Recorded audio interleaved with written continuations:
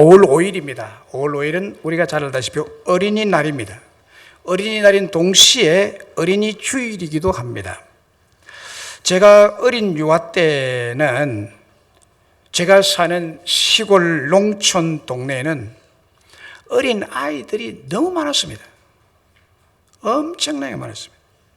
각 집에 어린 아이들이 평균 6, 7명이 되었으니까 어른까지 합하면 7, 8명, 10명 되는 식구들이 많았습니다.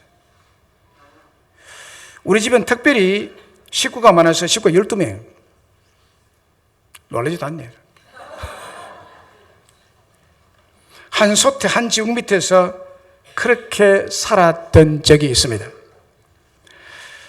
6.25 직후 1950년대에서 70년, 20년간에 한 어머니가 평균 5명 아이를 낳았습니다. 평균이니까. 보통 7, 8명, 12명까지 놓는 엄마도 있었습니다. 평생에 놓다가 그냥 늙어버려요. 이런 베이비 붐, 왜냐하면 전쟁으로 젊은 청년들이 많이 죽었기 때문입니다. 많이 죽어요. 그래서 아이를 많이 낳아야 되겠다. 그래서 베이비 붐 시대에 제가 태어났습니다. 그렇게도 자녀들을 많이 낳았는데 왜 그랬을까요? 그 이유가 몇 가지 있는데, 전 국민의 80% 이상이 농사를 지어서 생계를 이어가던 시절이기 때문에 일손이 많이 필요했습니다. 일손이 많이 필요했어요. 먹고 살려고 하니까 부부가 두 사람만 일해서는 못 먹고 삽니다. 자녀를 낳아가지고 이 일손을 많이 만들어야 되기 때문에 그래서 자녀를 많이 낳았습니다. 그래서 저도 우리 집이 부농이었습니다. 논이 약 50마지기 됐는데 우리 들판에 거의 우리 논입니다. 여기 가면 여기 우리 논, 저 가면 우리 논, 우리 밭, 우리 논. 세 가구가 부자로 살았는데 저희 집하고 또 다른 두 집하고 우리 동네에서. 그래서 얼마나 일을 많이 했는지 몰라요. 저는 절대로 내 농부 안 된다. 왜 농부 안 되느냐? 농사 일하기 싫어서.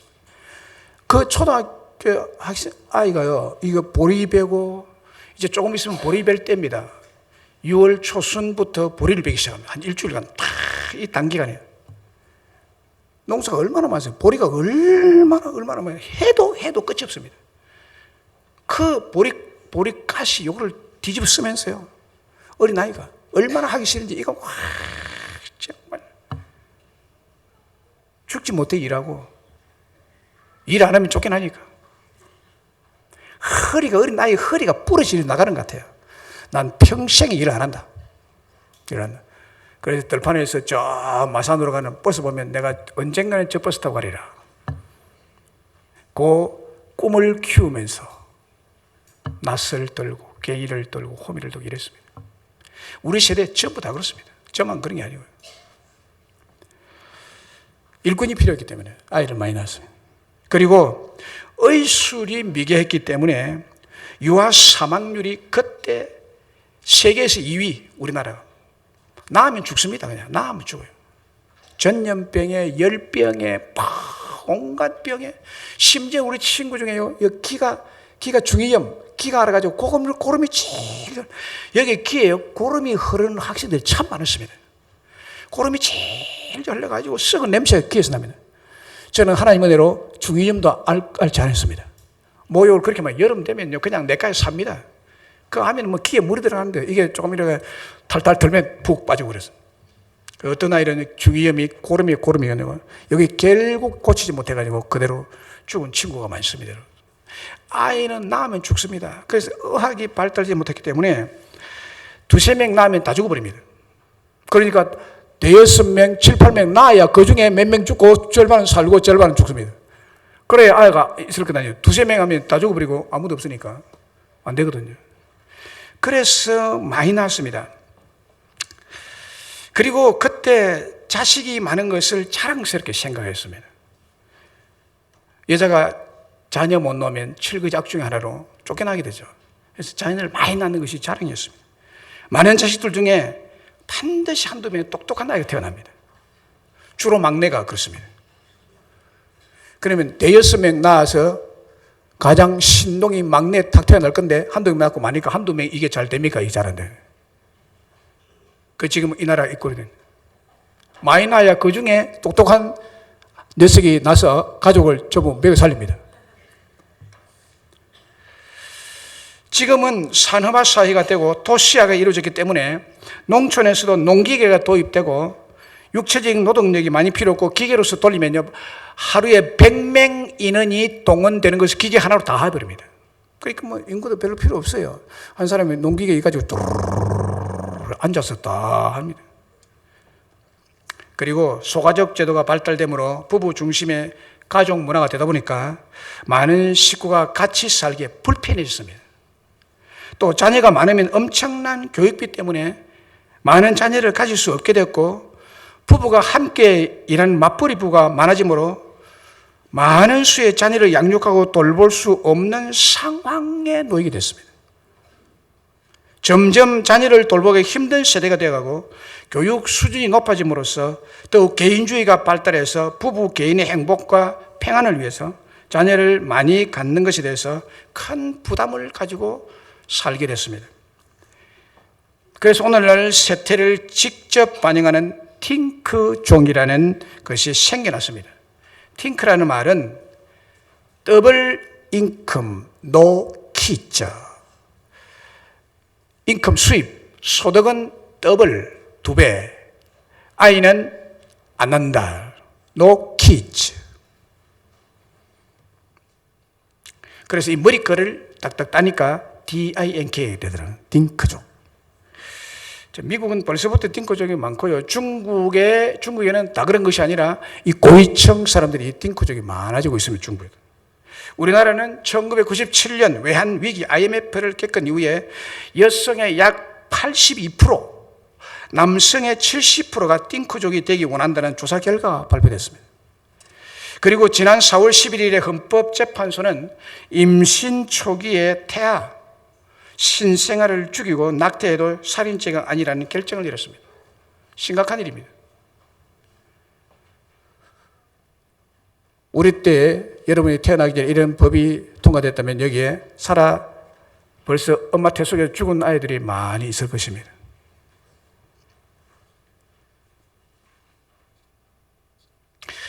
이런 시대적인 흐름 앞에 우리는 아이에 대한 하나님의 계획과 하나님의 생각과 하나님의 마음을 알아야 합니다. 오늘 어린이 주일에 우리는 개인주의에 의한 개인의 행복 추구나 물질의 노예가 된 사람의 생각이 아닌 창조주 하나님은 어린 아이들을 어떻게 생각하시는지를 분명히 알고 믿음으로 받아들이셔야 할 줄로 믿습니다. 그러면 성경에서 하나님은 우리의 자녀인 어린아이들을 어떻게 생각하십니까? 아이를 어떻게 생각하냐? 자녀를 어떻게 생각하느냐? 자, 하나님은 우리의 자녀를 기업과 상급으로 주셨다라고 했습니다. 기업과 상급으로 주셨다. 시편 127편 3절에 보면 보라, 자식들은 여호와의 기업이요 태의 열매는 그의 상급이로다. 상급이로다. 이 말씀에 어린 자녀, 자식은 하나님께 주신 기업이요 상급이라고 말씀하고 있습니다. 아이들이 귀찮은 존재가 아닙니다. 또 부부의 계획이나 행복에 방해되는 존재가 절대 아닙니다. 불편한 존재도 아닙니다. 부부가 벌은 돈을 낭비하는 존재도 아닙니다. 어린 아이들은 너무나 귀중하고 생명력이 있으며 부모에게는 소중한 보물들이라는 말씀입니다. 하나님께 주신 축복의 기업, 축복의 상급이라고 말씀하고 있습니다. 이것이 하나님께서 보시는 어린 아이에 대한 하나님의 생각과 하나님의 마음이에요. 하나님의 마음이. 우리 이것을 받아들여야 될 줄로 믿습니다. 자녀를 볼 때마다 아하, 하나님이 내게 주신 기업이구나. 하나님이 내게 주신 상이구나. 근데 자식을 버린 부모는 비성경적이죠. 그러므로 우리들도 이 어린 자녀들을 하나님께 보시는 것과 똑같이 보셔야만 합니다. 반드시 그렇게 하셔야 됩니다. 여기 기업이라는 의미가 무엇일까요? 기업이란 히브리 성경 원어로 나할라 라는 단어를 쓰는데 상속, 재산, 유산, 소유물이라는 뜻입니다. 이 상속이란 말이에요. 기업이란 말이에요. 그러니까 기업이란 말은 조상 대대로 물려받은 토지나 가옥 등 재산을 뜻합니다. 자식이 내 재산이다 이 말입니다. 자손은 단지 식구가 늘어나는 것이 아니라 상속이나 유산을 물려받은 것처럼 하나님께로부터 큰 재산을 물려받은 유산, 기업을 뜻하는 것으로서 생계를 꾸려나가고 우리의 생활을 윤택하게 해주는 사업체라는 뜻입니다. 사업체는, 기업이라는 것은 사업체라는 뜻이에요. 그러니까 어린이, 우리 집안의 어린 자녀가 얼마나 귀하고 큰 축복입니까? 우리 앞에 있는 우리의 자녀가 하나님께서 주신 가장 귀한 선물이고 약속의 축복이라는 뜻이 이 기업이라는 말인 거죠. 기업을 셨다. 그리고 태의 열매를 상급이라고 했는데 상급이라는 히브리 원어로 사카르라는 단어를 쓰는데 이게 싹이다, 임금, 보상, 보수, 상급이라는 뜻입니다. 상급이란 한마디로 말하면 하나님께서 베푸는 축복이라는 뜻이죠. 이게 종합해 보면 하나님께서 베푸는 축복이다. 우리 모두는 상을 좋아하죠. 상을 싫어하는 사람은 아무도 없습니다. 조그만 일을 하고도 상패를 받고 상급을 받으면 마음이 굉장히 즐겁고 행복하고 스스로 자랑스럽게 생각합니다. 내가 상을 받는 사람이다. 참 자랑스럽죠. 그런데 오늘 본문에 우리의 어린 아이들이 하나님께서 우리에게 주신 우리에게 상급이라고 말씀합니다. 상급. 대통령의 표창장과 상급을 받았다고 생각해 보세요. 얼마나 영광스럽고 얼마나 기쁘고 얼마나 행복하고 스스로 자랑스럽게 생각하겠습니까? 그런데 여러분, 만왕의 왕, 만주의 주가 되신 하나님은 실제로 한 나라의 대통령보다 높으시고 더 크시고 더 영광스러운 분 아니십니까? 그분으로부터 주시는 상급은 얼마나 더 큰 보수이며 얼마나 더 큰 보상이며 우리를 행복하게 하시는 그런 상급이겠습니까? 어린 자녀는 하나님으로부터 받은 상급임을 믿으시기를 바랍니다. 하나님 여러분들에게 여러분이 사랑스러워서 상급을 준 거예요. 기업을 준 거예요. 기업체가 통째로 들어온 겁니다. 이거를 모르니까 자녀의 인생을 망쳐버려요. 기업을 아예 파산시켜버려요. 전능하시고 살아계신 하나님은 우리에게 자녀를 통해서 기업을 주시고 자녀를 통해서 상급을 주시고 축복을 주시는 하나님이신 것입니다. 기업의 종류 여러 가지죠. 자영업, 중소기업, 대기업 등이 있습니다. 그리고 거기에 따르는 직업수가 있죠. 이 기업에 따르는 직업. 미국은 약 3만 5천 개라고 됩니다. 일본은 2만 5천 개 직업수가. 우리나라는 얼마나 되느냐? 얼마나 되는 줄로 알고 계십니까? 11,000개 정도 됩니다. 미국의 직업수에 따지면 3분의 1 정도밖에 안 됩니다. 그러나 하나님이 우리에게 주신 기업은 바로 이 어린 자녀들입니다. 우리의 자녀들. 자식은 하나님 우리에게 주시는 행복한 삶을 위한 기업, 생계를 이어가는 소득이 된다는 것입니다. 행복한 삶을 위한 기업과 생계를 이어가는 소득이 되는 자녀를 상급으로 주셨다는 것입니다. 하나님이 우리에게 상급을 주셨다.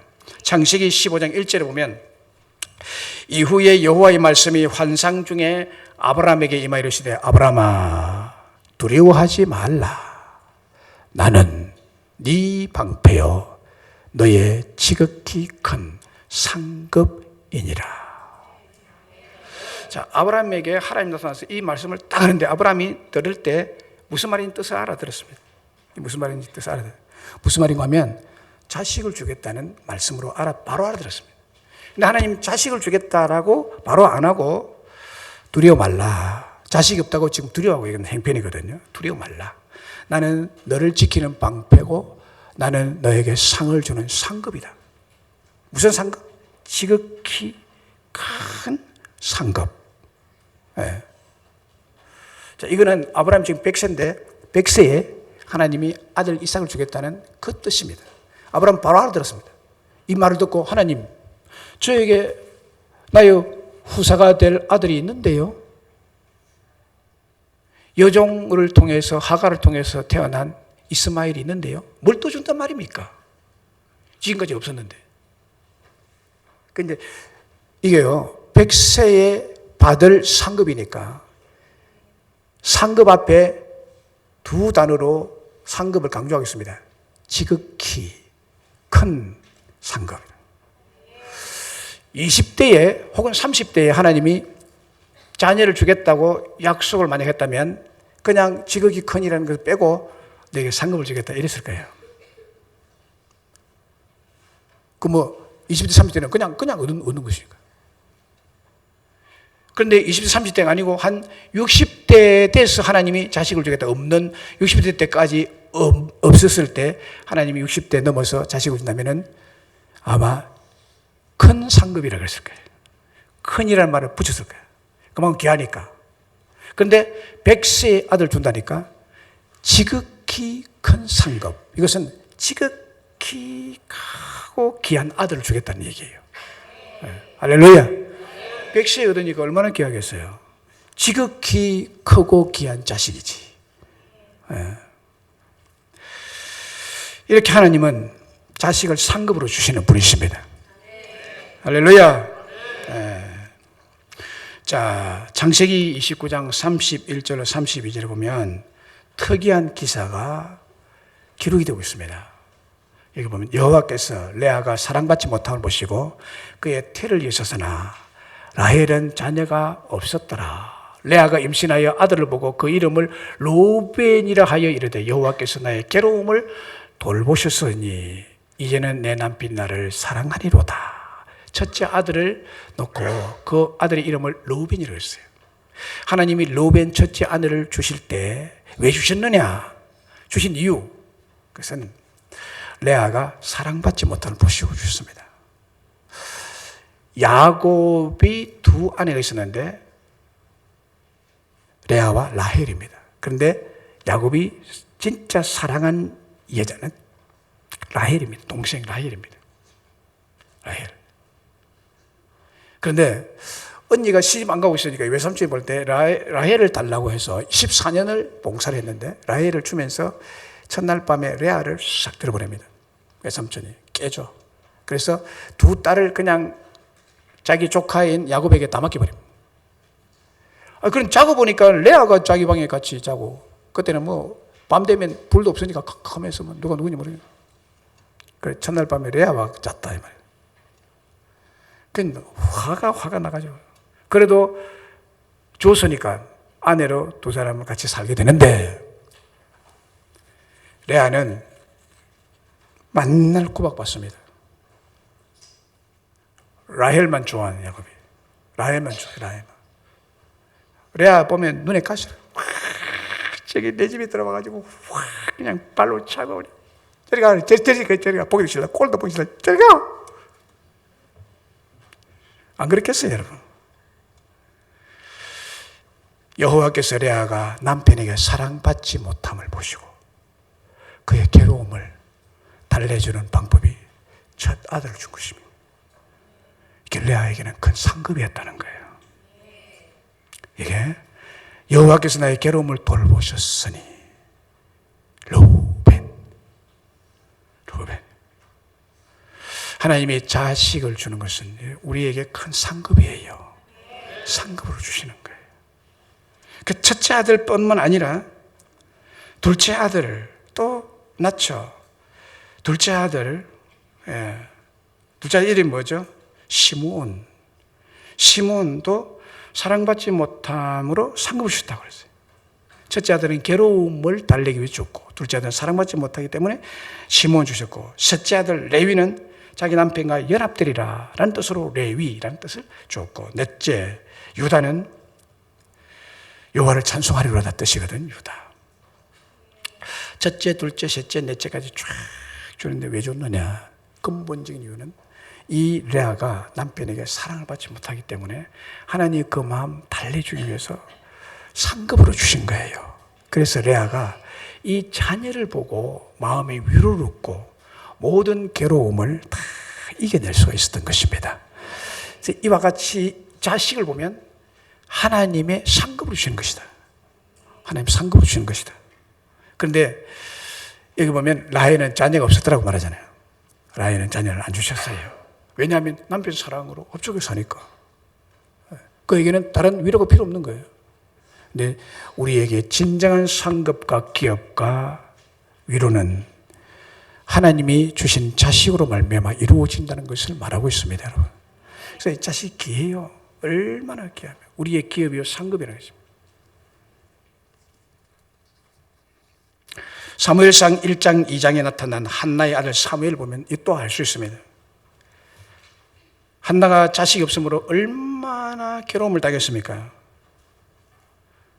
괴로운 상처를 하나님께서 씻어주는 것으로 사무엘은 큰 상급이었습니다. 그리고 그를 통해서 태문을 여시는데 줄줄이 7명을 낳습니다. 그에게는 정말 자식이 큰 기업이 되었고 한나에게는 큰 상급이었습니다. 그래서 한나는 사무엘상 2장에서 아들 사무엘을 얻고 그 아이로 말미암아 축복을 받게 된 것을 이렇게 찬양하고 있죠. 그의 아들 사무엘로 말미암아 그의 뿔이 높아졌으며 자기를 괴롭히는 원수를 향하여 기쁨과 감격과 축복으로 웃음의 입이 크게 열려졌으며 자기는 죽은 자 같았는데 아들 사무엘을 통해서 큰 상급을 받게 된 것을 찬양하고 있습니다. 그리고 자녀가 많은 자가 복되다고 했습니다. 자녀들이 말하면 성문에서 원수와 다툴 때 부끄러움을 당하지 않는다고 성경은 말하고 있습니다. 자녀가 많은 것은 하나님께 주신 상급이요 축복인 줄로 믿습니다. 우리나라의 가족계획은 미래를 내다보지 못하고 비성경적인 잘못된 가족계획이기 때문에 오늘날 지금 이 시대에 이게 지금 국가 위기를 당하고 있습니다. 1960년대 우리나라 출산율은 개인 가정당 60년, 50년, 60년, 70년, 20년대 어간에 개인 가정당 출생률 5명, 5명이었습니다. 그 다음에 80년 넘었으면서 2.83명, 2004년도 이후에 1.17명, 급격히 떨어집니다. 이렇게 된 것은 옛날 잘못된 가족계획 표어들 때문입니다. 저는 어릴 때 이 표어들을 많이 외우고 다녔습니다. 그 중에 이런 표어가 있었습니다. 자식 많다 자랑 말고 하나하나 잘 기르자. 적게나 잘 기르면 부모 좋고 자식 좋다. 덮어놓고 낳다 보면 거지꼴 못 매난다. 아들 딸 구별 말고 둘만 낳아 잘 기르자. 하나만 낳아도 3천리는 초만원. 잘 키운 딸 10아들 부럽지 않다. 뭐 이렇게 하나 낳기 구호를 많이 세뇌를 시켰습니다. 그런데요 50년, 60년, 70년을 넘어오고 80년 넘어오면서요 이 구호가 저와 같은 사람에게 그대로 적중해서 박혀버렸습니다. 왜냐하면 자식 많으면 살기 힘드니까. 저희 때는요 자녀 5, 6명 되면 교회 청빙도 못 받았습니다. 왜냐하면 교회에서 부담스러워하니까 자식들이 많으면. 그래서 저는요 요거 걱정이 되는 거예요. 청빙 못 받으면 어떠냐, 대여섯명 나면 어떠냐. 그래서 아예 그냥 2명만 낳고 말았습니다. 후회가 막급합니다. 우리 행진이 동생 중에 태어났으면 지금 수재가 있을지도 모릅니다.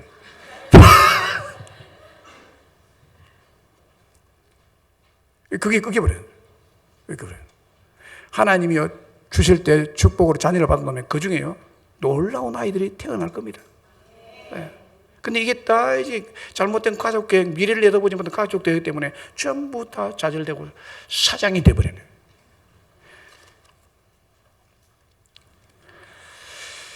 우리 교회 이석정 집사님 언급 안 할 수가 없습니다. 축하합니다. 막내가 큰일 저지를 겁니다. 조지 집사님 하나님께 주신 기업과 상급이 남다릅니다. 보통 가족보다 2, 3배 더 받았다고 생각하시고 기쁨과 감사로 즐겁고 한나의 입처럼 감격의 입이 확 열리시기를 바랍니다. 엊그제 뭐 걱정이 된다는데 무슨 걱정이 돼 걱정이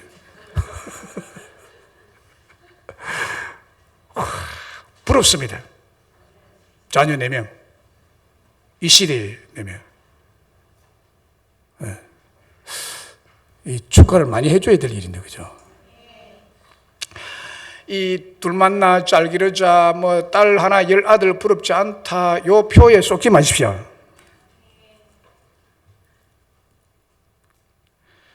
그래서 저는 이 잘못된 가족 계획의 표 때문에 이 나라 이렇게 위기를 당하게 되어 있습니다. 지금 위기입니다, 여러분. 이제 가족 계획 표를 바꿔야 됩니다. 제가 하나 드릴게요. 하나나 자랑 말고 많이나 애국하자. 이게 이제 바꿔야 될 표입니다. 하나나타 자랑 말고 많이나 애국하자. 이 국가 경쟁력이요. 이게 인구가 자꾸 줄어들면요, 국가 경쟁력이 떨어져 버립니다. 그래서 많아야 됩니다. 많아야 됩니다. 스포츠 경기를 하나 해도요, 많아야 많이 볼 것 아니에요. 관객이 많아야 뭐가 될 것 아니겠습니까? 그 큰 대회를 열었는데 서너 꼭대기에 앉아 있으면 이게 뭐 장사가 됩니까? 사실 속된 말로 하면. 프로축구 딱 하면은 맨날 매진이 돼야 될 것 아니겠습니까? 사람이 많아가지고. 그래, 뭐 하는 게 흥이 나고 가는 사람도 좋고 이렇게 돼야 되는데요. 지금 뭐 K리그 프로축구 우리나라에 축구 한다 보면은 그 당사자들 몇 명 앉아있고 전부 비었습니다. 스탠드가 비었어요. 이건 축구가 되겠습니까? 우리 아이들 만약에 축구한다고 내 아이가 프로축구수도 뛴다고 보면 관객이 꽉 차야 돼요. 유럽에 그거 보세요. 축구를 꽉 차잖아요. 그러니까 이게 기업이 돼가지고 돌아가잖아요.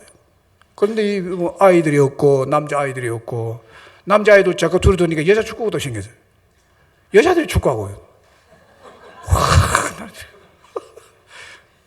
그 여자 몸 다 베립니다. 여자는 고유의 여자의 어떤 이게 있는데요. 어쨌든 우리 오늘 이 어린날을 맞이해서 이석경 집사님, 조지 집사님 축하합니다. 자랑스럽습니다. 남부럽게 생각하지 마시고, 아버지가 자꾸 아이를 보고 부끄럽게 생각하면 아이들이 그 잘못됩니다. 성격이 잘못되니까 자랑스럽다 이렇게 해가지고 잘 데리고 다니시 바랍니다. 4명 줄 세워가지고 있더라고요. 아버지가 제일 앞에 서고 줄 서라 딱 줄 서라. 자, 어린 아이들을 왜 예수님 앞에 데리고 왔는지 오늘 본문에서 보십시오. 두 번째는 예수님은 아이들을 손으로 만져주시는 분이세요. 손으로 만져주시는 분. 사람들이 예수께서 만져주시는 바라고 자기 어린 아이를 데리고 오매 제자들이 보고 꾸짖거늘 예수께서 그 어린 아이를 불러 가까이 하시고 이르시되 어린 아이들이 내게 오는 것을 용납하고 금하지 말라 이렇게 말씀합니다. 여기 보면 예수께서 만져주시는 바랬다고 그랬어요. 만져주시면 소원해서 아이를 데려왔다고 합니다. 우리 예수님은 그의 손으로 아이를 만져주시는 분이세요. 예수님의 손은 능력의 손입니다. 우리 예수님이 그냥 만지시는 차원이 그냥 터치하는 차원이 아니에요. 예수님의 손으로 만졌다는 것은 놀라운 일입니다, 여러분. 그게 놀라운 일입니다. 왜냐하면 예수님의 손은 능력의 손이고 소경의 눈을 예수님이 만지기만 하면 눈이 뜨이는 거예요. 그 만짐에 예수님의 만짐의 손은 이거는 보통 만짐이 아니거든요. 듣지 못하는 귀를 예수님이 만져주시면 귀가 확 들려서 아름다운 소리와 음악 소리를 감상할 수 있게 됩니다. 안전뱅이를 주님의 손으로 만지고 잡아 일으키면 즉시 치유를 받는 놀라운 능력의 손이기 때문에 열병 환자를 주님의 손으로 만져주시면 열병이 떠나가고 온전케 되는 기적이 일어났던 것입니다. 마태복음 8장 3절에 보면 예수께서 손을 내밀어 그에게 대시며 이르시되 내가 원하노니 깨끗함을 받으라. 나병 환자를 만져주시니까 나병이 확 떠나버렸습니다. 할렐루야. 불치병 아닙니까?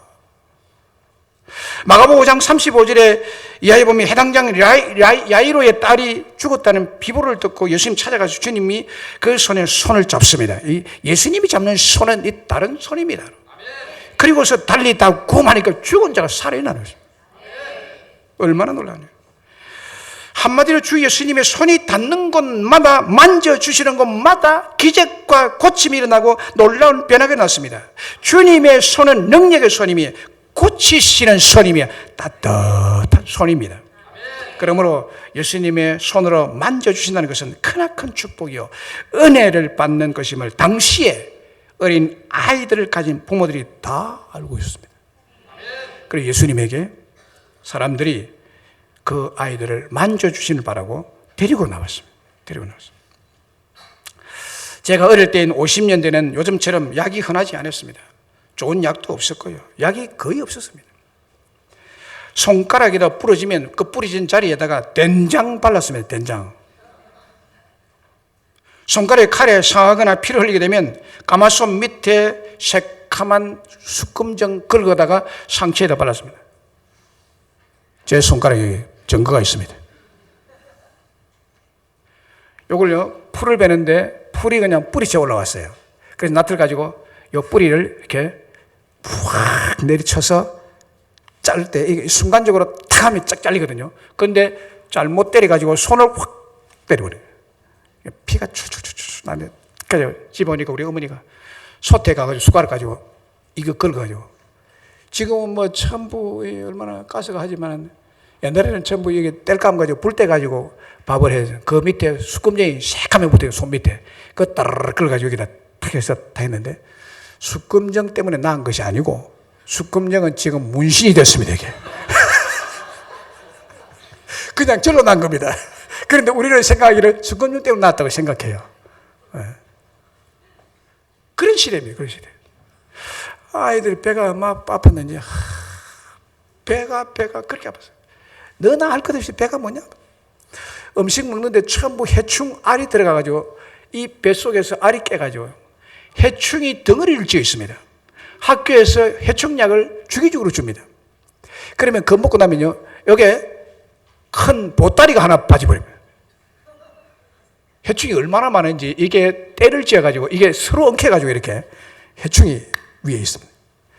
어떤 아이는 학교에 와가 나는 그런 적은 없는데 어떤 애는 학교에 와가지고요, 배가 아파가지고 이렇게 뭐가 확 올라오는데요, 해충이 코를 통해서 푹 이렇게. 그런 시대에 살았습니다. 그래가지고 배가 자주 아팠는데 우리 어머니가 잘 때 배를 어루만지면서 엄마 손은 약손, 엄마 손은 약손, 조금 있으면 나을 거예요. 그럼 진짜 나아요. 머리가 너무 아프면 엄마 손은 약손, 엄마 손은 약손, 엄마 손이 약손이에요. 그러면요, 이렇게 뭔가 통증이 사라져. 엄마가 손으로 이렇게 싹 어루만져주면 아주 차가운 배가 따뜻해지면서 이렇게 통증이 사라집니다. 그러니까 우리 어머님은 그렇게 해줬어요, 저한테. 엄마 손 약손이라고. 근데 우리 하나님의 손 약손입니다. 엄마의 손 빼야겠습니까?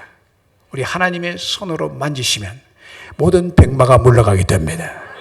엄마 손으로 하나님 예수님의 손으로 어린 아이의 머리를 어루만지면 그 머리에 총명이 들어갑니다. 지혜가 시작됩니다. 그래서 아이를 예수님에게 데려와야 돼요. 시편 37편 24절에 그는 넘어지나 아주 엎드러지지 아니하면 여호와께서 그의 손으로 붙드심이라. 하나님의 손.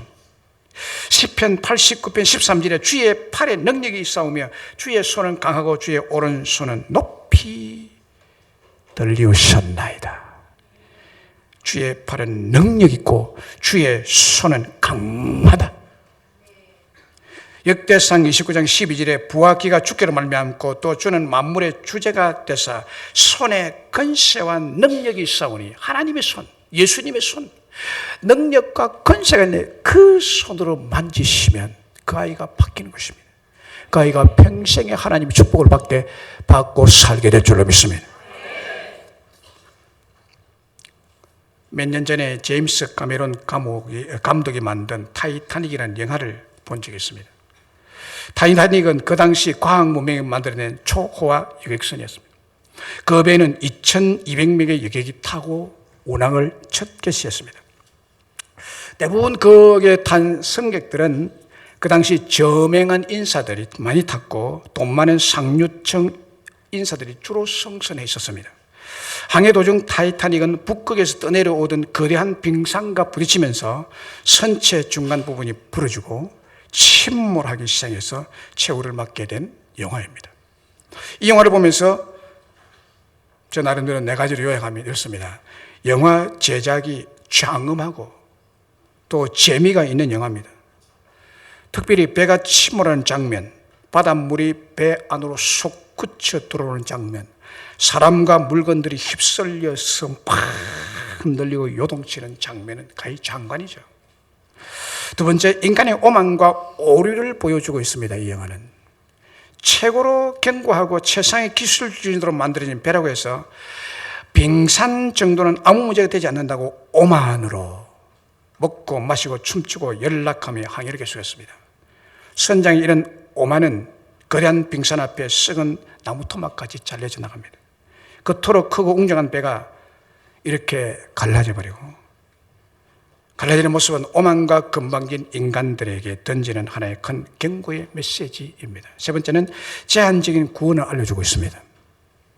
타이타닉호에는 2200명 승선했지만 금행정 이용해서 안전하게 탈출할 수 있는 인원은 1500명. 그렇게 제한되어 있었습니다.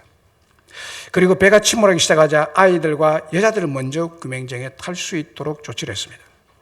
그 외의 사람들은 자신의 힘으로 살아나는데 북극의 바닷물 속에서 대부분 얼어 죽습니다. 이 영화를 통해 하나님의 선택과 구원은 제한적이라는 사실을 알 수 있습니다. 네 번째, 최후의 순간까지 사명에 최선을 다하는 사람들의 모습이 나타나고 있습니다. 배가 침몰하기 시작하고 바닷물이 배 안으로 밀려 들어오기 시작하면서 배 안은 순식간에 아수라장으로 변해버리죠. 바닷속으로 뛰어내리는 사람, 살기 위해 어디론가 급히 달리는 사람, 그 와중에 타이타닉호 승무원들은 단 한 명이라도 생계를 구하기 위해 최선의 힘을 다 쏟고 있는 모습을 볼 수 있습니다. 그리고 그때 현악 사중주 악단이 그 배에 있습니다. 제가 배가 침몰하기 시작하자 그들은 간판으로 나와서 노래를 연주하기 시작합니다. 도피할 생각을 버리고 연주를 계속합니다. 그들의 평온한 연주 소리와 아비규환의 절망이 어우러져 합창이 됩니다. 배가 점점 기울기 시작하자 그들은 찬송가 네 줄을 가까이 하면을 연주하기 시작합니다.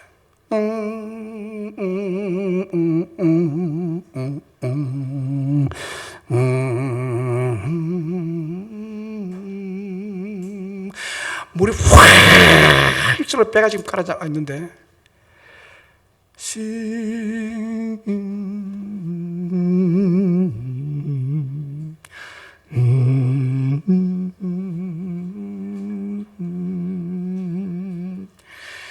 자신들의 죽음이 눈앞에 다가오자 끝까지 연주할 수 있게 된 것을 감사하다며 이제 서로 마지막 인사를 나누고 갑판을 떠납니다. 끝까지 자기 자리를 지키며 사명을 다하는 사명자들이 타이타닉호 안에 있었습니다. 세계 최대의 타이타닉호도 바다에 떠있는 빙산 앞에서는 승객들의 생명을 보호해 줄 수 없이 휴지 조각처럼 가라앉습니다. 인간의 힘, 인간의 기술, 인간의 지혜는 빙산 앞에 찢겨 나가는 타이타닉호와 같은 것입니다. 오직 전능하신 하나님의 손, 예수님의 손으로 만져주시고 붙잡아 주시고 보호해 주실 때 가장 행복하고 안전하고 만족을 누리게 될 줄로 믿습니다. 안전의 보장은 예수 그리스도의 손에 있습니다. 하나님의 손에 있습니다. 그분이 만져주셔야만 됩니다. 어느 누구에게도 가까이 가지 않고 오직 예수님에 가까이 와서 예수님의 손에 맡기고 예수님의 손으로 만져주시는 바라고 찾아온 부모들이 최고의 선택을 할 것입니다. 빙산 앞에 썩은 나무도막 같고 태평양 한가운데 떠있는 휴지 조각마도 못한 연약하고 어리석은 우리 어린 아이들을 예수님의 능력의 손, 지혜의 손, 치유의 손, 회복의 손으로 만져주시고 안수해 주심으로 축복을 주시는 분이십니다. 오늘 본문의 하나님 나라는 누구의 것이라고 또 말합니까? 예수님은 아이의 허물을 덮으시고 용서하시고 하나님 나라를 이들에게 주시겠다고 말합니다. 예수께서 그 어린 아이들을 불러 가까이 하시고 이르시되 어린 아이들에게 내게 오는 것을 용납하고 금하지 말라. 하나님의 나라가 이런 자의 것이니라. 내가 진실로 너에게 이르노니 누구든지 하나님의 나라를 어린 아이와 같이 받아들이지 않는 자는 결단코 거기 들어가지 못하리라. 심각한 말씀입니다. 잘 들으세요, 여러분. 종교인은 천국 못 들어간다는 얘기입니다. 하나님의 나라가 이런 자의 것이니라고 말합니다. 누구든지 하나님의 나라를 어린 아이와 같이 받아들이지 않는 자는 결단코 천국에 못 들어간다. 하나님의 나라가 어린 아이의 것이고 하나님의 나라를 어린 아이와 같이 받아들여야 천국에 갈 수 있다고 말씀하고 있습니다. 그러면 이 뜻이 무슨 뜻일까요? 어른은 천국에 못 들어간다는 말인가요? 아닙니다. 이 말씀은 어린아이의 허물이나 어린아이의 죄를 다 씻어주시고 덮어주시고 용서하시고 어린아이의 장점을 받아들이시고 인정하신다는 말씀이에요. 어린아이들의 어리석음, 어린아이들의 불완전성, 죄성, 자기밖에 모르는 특성, 시기심, 욕심 등이 비교적 적고 구체화되기 이전의 상태이므로 다 덮어주시고 용서하신다는 뜻입니다. 그리고 어린아이들의 순전하고 순수한 믿음을 발휘합니다. 말해주는 대로 우리 어린아이들은 금방 믿어버립니다. 이 점을 부각시키고 있습니다. 예수님께서 그대로 믿어버리고 그대로 받아들이는 특징을 어린아이들은 가지고 있습니다. 의심이 별로 없습니다. 아이들은 엄마가 하는 말 그대로 믿습니다. 그대로 믿습니다. 어린아이들이 가지고 있는 바로 이 점을 우리 예수님이 이렇게 드러내고 있습니다. 사도행전 12장 3절 5절에 보면 유대인들이 이 일을 기뻐하는 것을 베드로도 잡으려 할세 때는 무교절 기간이라 잡음에 옥에 가두어 군인 내식인 내 패에 맡겨지고 6월절 후에 백성 앞에 끌어내고자 하더라. 이에 베드로는 옥에 갇혔고 교회는 그를 위하여 간절히 하나님께 빌더라 기도하더라 라는 말씀이 있습니다. 예루살렘 교회가 베드로를 위해서 간절히 기도했습니다. 예수님의 복음을 계속해서 능력 있게 전하게 해달라고. 사도 베드로가 이 사역을 계속하게 해달라고, 빨리 이 헤롯이나 유대인의 위협에서 벗어나게 해달라고, 목숨을 살려달라고. 유대인들이요 야고보 사도를 처형했죠. 그래 처형하듯이 지금 베드로를 처형하려고 감옥에 가뒀습니다. 처형하지 못하도록 감옥에서 무사히 나와서 우리와 함께 복음을 전하는 사도로 해방시켜달라고 그렇게 기도하고 있습니다. 그 기도의 응답으로 베드로가 갇혔던 감옥에 호련히 주의 사대가 나타나서 베드로를 급히 깨웁니다. 그리고 옥에서 데리고 나갑니다. 사람이 풀 수 없도록 쇠사슬을 메어놓은 것을 천사가 다 풀어줍니다. 그리고 감옥문은 특수 열쇠로 잠가놓는데 그 열쇠들이 저절로 술술 다 열렸습니다. 첫째 옥문이 딱딱하니까 열려버리고 둘째 옥문이 그대로 자동문처럼 열려버렸습니다. 그리고 한 시내에 나왔습니다. 사도행전 12장 11절에 보면 이렇게 기록하고 있습니다. 이에 베드로가 정신이 들어 이르되 내가 이제야 참으로 주께서 그의 천사를 보내 나를 헤롯의 손과 유대 백성의 모든 기대에 벗어나게 하신 줄 알겠노라 라고 그가 고백하고 있습니다. 그전에는 내가 환상을 보는 모양이다 라고 꿈을 꾸는 것처럼 생각했습니다. 그런데 바깥에 딱 나와보니까 천사를 보내서 자기를 옥에서 구출해냈다는 것을 알게 됩니다. 그리고는 마가 요한의 어머니 마리아의 집에서 교회가 기도하고 있었는데 그 집에 급히 갑니다. 그리고 대문을 두드립니다. 내가 왔다. 그때 로르데라는 여자아이가 누군지도 모르고 문소리 듣고 문 열어주려고 다른 사람 다 기도하고 있으니까 가서 문 열어주고 가는데 밖에 들리는 소리가 베드로의 음성이거든요. 문 열어줄 정신도 없이 베드로를 위해서 기도하고 있으니까 너무너무 급해가지고 문을 안 열어주고 가서 기도하는 사람들에게 여보시오, 베드로 왔습니다. 베드로 사도님이 지금 왔습니다. 문 앞에서 베드로 사도님 문을 두드리고 있습니다. 막 하니까 네가 미쳤냐? 베드로님 옥에 갇혔는데 지금 여기 온단 말이야. 무슨 말이냐? 네가 미쳤냐 지금? 아닙니다. 있습니다. 옥에 지금 밖에서 두드리고 있으면 문소리 뚝 나니까. 그러면 베드로의 천사야. 베드로 올 리가 없어. 감옥에 갇혔는데. 지금 여러분 어른들은 무슨 기도하고 있습니까? 베드로의 추록을 기도하고 있습니다. 베드로의 안전을 위해서 기도하고 있습니다. 그런데 어른들은 안 믿었어요. 어린아이 로데는 믿었습니다. 베드로 왔다니 베드로 왔구나. 감옥에 갇혔는데 어쨌든 왔구나. 어린아이는 순진하게 그대로 믿습니다. 어린아이는 기도하고 있으면서 기도 사실을 안 믿어요. 이게 어른들의 신앙의 실상입니다. 한 가지 더 볼까요? 어떤 시골 마을에 심한 가뭄이 들어서 성도들이 함께 모여 예배당에 모여서 비 오기를 위해서 기도회를 열었습니다. 목사님 모두 저녁 일찍 먹고 교회에 와서 오늘은 하나님께 비 내려달라고 우리 기도해야 합시다 라고 강구를 했습니다. 그래서 교인들이 교회에 가득 차게 모였습니다. 그리고 뜨겁게 찬송하며 기도하며 비를 내려주옵소서, 비를 내려주옵소서 목청껏 기도했습니다. 아닌 게 아니라 자정 좀 되니까 그 기도의 응답으로 후두둑 비가 내리기 시작합니다. 억수같이 쏟아지면 시간이 갈수록 사람들이 너무너무 좋아서 박수를 치고 환호를 했습니다. 비가 온다. 이제 집에 가야죠. 기도를 파고 집으로 돌아가려는데 비가 너무 쏟아지니까 갈 수가 없어요. 그때 딱 한 사람, 비를 맞지 않고 돌아갈 수 있는 사람 딱 한 사람이 있습니다. 어린아이. 어린아이 나오더니 자기가 준비해 온 우산을 쫙 피면서 나는 비 안 맞고 갑니다.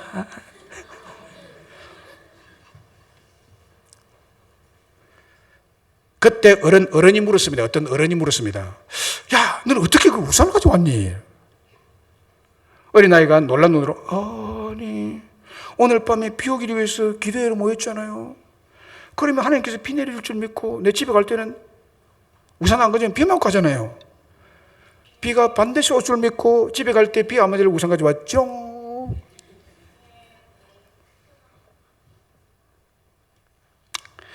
여러분,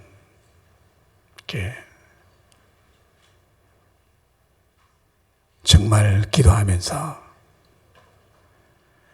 비 오기를 위해서 기도했지만 기도 그 자체가 미신적 종교 행위로 생각하면 안 믿어지는 것이. 속으로는 비 안 온다고 생각하고 왔기 때문에 돌아올 때 비 올 것이라 믿음을 가지고 있지 않았기 때문에 우산 챙기지 않았습니다. 우산 챙기지 않았습니다.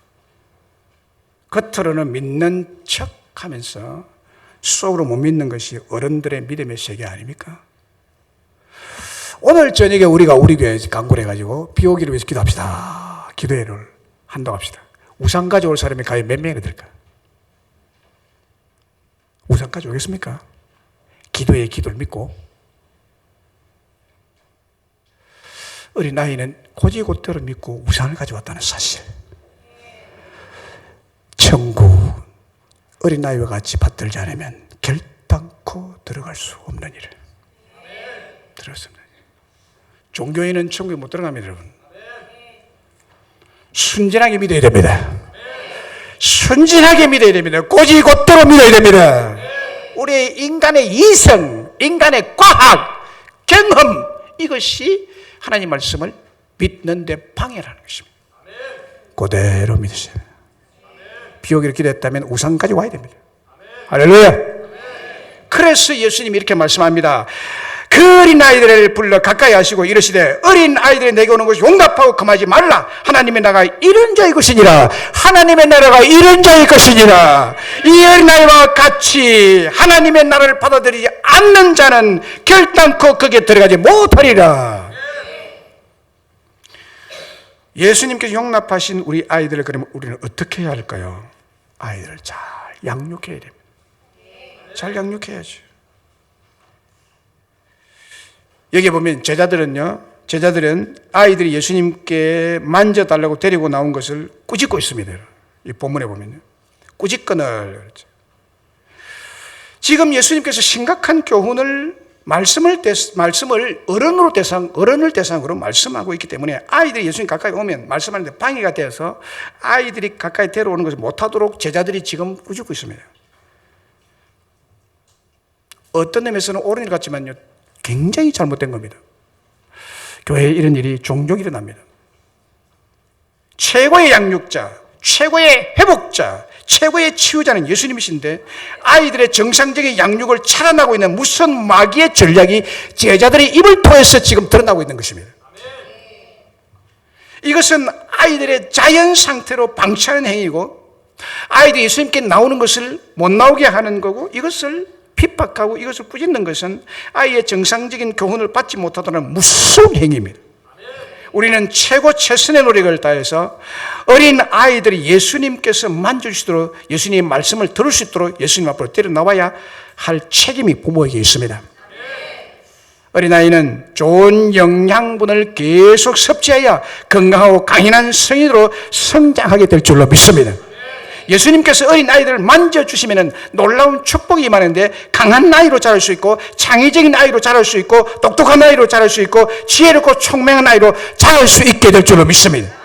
그런데 어린 아이들을 예수님께 가까이 나아가는 것을 본문의 제자들처럼 가로막는다든가 핍박을 한다든가 꾸짖으면 이것은 사탄 마귀의 앞잡이입니다. 교회에 나오는 것은 예수님 앞에 나오는 것인데 어떤 불신 아버지는 딸이 교회에 가기 싫다고 해서 종교의 자유 운운하면서 딸을 교회에 나오지 못하도록 종교의 자유를 허락한 사실이 있습니다. 이런 부모는 자식을 넓은 길의 마지막은 지옥 멸망인데 그 길로 가도록 유도한 결과가 되는 것입니다. 우리 예수님은 종교인이 아닙니다. 더더욱 종교의 교주가 아닙니다. 우리 예수님은 만유의 주인이시고 우주의 주인이 되시고 창조주이시기 때문에 사람이면 마땅히 예수님의 만져주신 받아야 하고 예수님 앞에 나와야 될 줄로 믿습니다. 그리고 특별히 어린아이들을 예수님의 교훈과 훈계에 순종하도록 잘 가르쳐야 됩니다. 에베소 6장 4절에 아비들아 너희 자녀 노예까지 말고 오직 주의 교훈과 훈계로 양육하라. 어린아이들을 철저히 주님의 교훈과 훈계로 양육하기 위해 예수님께로 데리고 나오셔야 됩니다. 말씀 앞에 데리고 나와서 서게 해야 합니다. 말라기 4장 6절에 그가 아비의 마음을 자녀에게로 돌이키게 하고 자녀들의 마음을 그들의 아버지에게로 돌이키게 하리라. 돌이키지 아니하면 두렵건대 내가 와서 저주로 그 땅을 칠까 하노라. 아버지와 아들이 하나님께 연합돼서 안 들어오면 하나님이 저주를 내린다. 잠언 22장 6절에 마땅히 행할 길을 아이에 가르치라. 그리하면 늙어도 그것을 떠나지 아니하리라. 디모데후서 1장 5절에 이는 내 속에 거짓이 없는 믿음이 있음을 생각함이라. 이 믿음은 먼저 내 외조모 로이스에게만 내 어머니 유니게 속에 있더니 네 속에 있는 줄 내가 확신하노라. 디모데의 신앙이 어디서 비롯됐느냐는 외할머니였습니다. 그리고 어머니에게 흘러내려오고 어머니에게서 디모데로 흘러내리는 믿음의 흐름이 있습니다. 여러분. 이걸 차단하면 안 돼요. 여러분, 여러분의 자녀 또 나이가 많으신 여러분의 손자, 손녀 교회 다닙니까?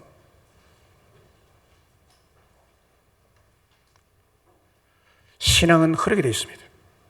온전한 신앙은 또 흐르게 해야 합니다. 할렐루야. 1대, 2대, 3대, 4대 쭉 천대까지 경건한 부모로부터 받는 것입니다. 아내와 남편이 부부싸움을 하고 있습니다. 무슨 전쟁일까요?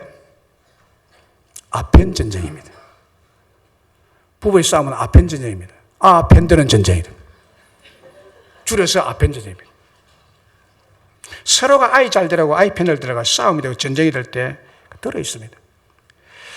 여러분, 무조건 아이 편만 드는 아편 전쟁이 잦으면 아이를 버리게 됩니다. 부모가 같은 신앙으로 같은 말을 하고 성경의 교훈으로 하나님 뜻으로 잘 양육해야 될 줄로 믿습니다. 고 강용호 박사는 1940년 1월 16일에 태어나서 2012년 2월 23일 벨시에서 68세 일기로 생을 마쳤습니다. 그는 어릴 때 목사가 되겠다는 꿈을 가지고 자랐다고 합니다. 신앙의 가정에 자랐습니다. 그리고 가난과 시각장애인으로서 이중의 고난의 벽을 딛고 믿음으로 미국의 화이트 칼라 사회에서 성공한 한인 1세대가 되었습니다. 1943년, 44년 경기도 양평에서 태어나서 어린 시절 아버지를 여입니다. 그리고 중3 때 어느 학생이 찬 축구공이 자기 얼굴에 정면으로 날아와서 두 눈 사이에 팍 때리면서 눈이 망막 박리증으로 완전히 실명하게 됩니다. 바로 이어서 어머니가 그것 때문에 우리 아들이 이제 장님이 돼서 길거리에 나앉아서 점이나 치고 요래 뭐 암만 하고 이렇게 산다는 것에 절망을 하고 그 길로 세상을 떠납니다. 자기와 자기 동생과 자기 누나 세 사람이 졸지에 1년 6개월 만에 이런 일이 벌어졌는데 고아가 되어버렸습니다. 자기는 맹인이 되어버렸습니다. 누나가 이 세 식구가 먹여 살려고 고등학교 2학년 때 야간에 다니면서 직장 다니면서 온갖 고생을 하면서 가로로 쓰러져 죽습니다. 그리고 자기는 맹하학교에 들어갑니다. 맹학교에서 외롭고 식구 다 잃어버리고 자기 동생은 철물점에 가서 일하고 신앙을 잃지 않고 겨우 기도로 살아갑니다. 그때 맹학교 봉사활동 나온 대학생 숙명 여대생, 이 아이를 잘 돌보고 서로 이제 정이 들어서 가정을 이루게 됩니다. 그 두 아들 강진석, 강진영을 선물로 받습니다. 아버지가 장애인이라 열등감을 가지고 어린 시절을 이 아들 둘이가 보내는데 그 아버지는 정말 의식을 가지고 자녀들에게 자, 불 꺼봐, 입을 덮어, 그리고는 점자 동화책을 가지고 읽어줍니다. 캄캄한 이불을 뒤집으시고 아이를 옆에 뉘고, 진서가 봐, 아빠는 캄캄한 밤에도 글을 읽을 수 있어. 점자니까 재미난 동화를 이야기해주고 꿈을 키워주고 성경 점자를 읽어주고 캄캄한 밤에 아빠는 이렇게 글을 읽을 수 있는지라 다른 건강한 아빠는 읽지를 못해. 자부심을 불러일으켜줍니다. 열등감을 가지던 아이들한테 이것을 돌려서 긍정적인 생각을 가지도록 만듭니다. 미국으로 건너갔어요.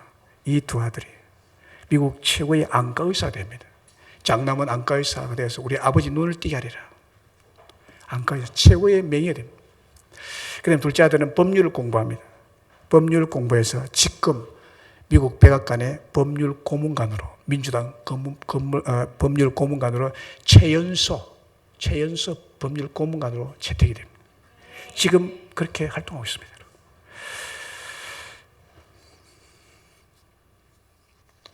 자녀를 얼마나 잘 양육했는지요. 그 강병호 박사가 이렇게 아들의 성공 비결을 묻는 기자에게 이렇게 말했습니다. 어렸을 때부터 인생의 비전과 목표를 세우도록 했고 매사에 긍정적인 태도를 갖도록 했었다. 맹인이에요. 이 강용호 박사도 미국 백악관 거기에서 장애인 정책 고문관으로 백악관에서 근무를 했잖아요. 한국인 장애인으로서. 놀라운 일이죠. 그리고 그의 둘째 아들 또 백악관에 들어가서 근무를 해야 돼요. 이게 어디서 나오느냐는 거예요. 주의 교환과 훈계에서 나온 것입니다.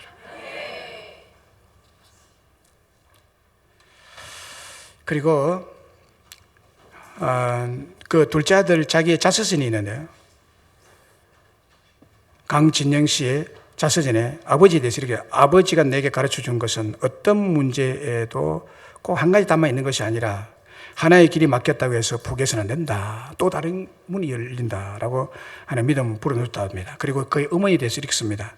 늘 따뜻한 가슴으로 안아주시고 이웃을 향한 아름다운 마음으로 헌신과 열정의 본이 되어주신 어머니 때문에 자신이 오늘을 이룰 수 있었다라고 자기 자서전에 썼습니다. 그리고 강영우 박사가 쓴 강영우 박사의 성공적인 자녀교육법이라는 책이 있습니다. 두라노 서울에서 나오는데요. 자녀교육에 관심 있고 신앙교육에 관심 있는 분들은 이걸 사서 읽어보시기 바랍니다. 말씀했습니다. 오늘 4가지로 말씀드렸습니다. 하나님은 자녀를 기업과 상급으로 주셨다고 했습니다. 예수님은 아이들을 만져주시고 각종 은혜와 축복을 주신다고 말씀드렸습니다. 예수님은 아이들의 허물을 덮으시고 용서하시고 하나님의 나라를 주신다고 했습니다. 그리고 아이들을 주 예수님의 교양과 훈계로 잘 양육해야 될 것을 말씀을 드렸습니다. 여러분의 아이들, 자녀들이 어렸을 때부터 인생의 분명한 비전과 목표를 세우도록 많은 성경적인 이야기를 여러분 해 주십시오. 그리고 우리 아이들이 매사에 긍정적인 태도를 갖도록 양육하는데 뼈를 깎는 노력과 희생이 따라야 됩니다. 아이들 부정적이거든요. 굉장히 부정적이거든요. 이거를 긍정적으로 양육하는데 뼈를 깎아야 됩니다. 이런 희생이 따를 때 여러분 앞에 영광스러운 미래가 곧 다가오게 될 줄로 믿습니다.